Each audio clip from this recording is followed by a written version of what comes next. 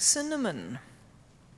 I had the great good fortune in my 20s of spending some time living in Sri Lanka, and cinnamon was one of the key crops. I mean, they do a lot of really lovely aromatic spices there, but in the village that I lived, cinnamon was a very major crop, and the whole air just smelled of cinnamon the whole time. It was really lovely.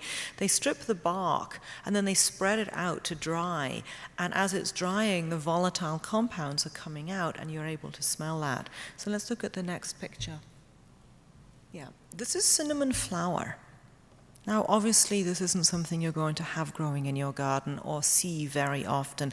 I suppose if you lived way down south, in Florida perhaps, you might be able to grow cinnamon.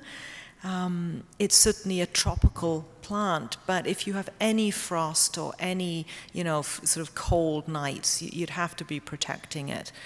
You could certainly grow it in an unheated greenhouse in the southern parts of the US. So again, it's the bark that we're using, and cinnamon has a number of properties. It's very warming, so a little bit like ginger, it sends blood out to the hands and the feet and into the pelvis, so that if you have crampy discomfort, menstrual cramps, colic, cinnamon is very useful. It's, again, carminative, so it regulates those contractions of the gut a little bit. It's a very potent antimicrobial and antiseptic, and it's being used a bit like rosemary. It's being used in food preservation now. And perhaps the most interesting thing about cinnamon at the moment, let's have one more slide, David. Yeah, there's the leaf. The most interesting research on cinnamon bark right now is for managing blood sugar. And it's extremely effective at lowering blood sugar. So if you are prone to high blood sugar, if you're on the edge of diabetes, type 2 diabetes, this would be very safe, very delicious. Just add cinnamon to everything that you can.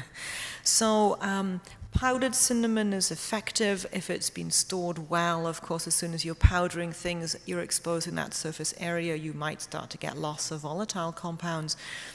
But again, you can purchase cinnamon extract, or if you buy the whole twigs, the whole bark, then you can grind that yourself in a coffee grinder, just a small amount at a time, so it's very, very fresh. Sprinkle it onto your oatmeal, put it into your curries, put it into any dish you can, even again making a tea with it. Again, antimicrobial, digestive soothing, warming, and most particularly for blood sugar balance. And I have one more plant to talk about before we go to questions. Oh, that's the cinnamon again. One more, David.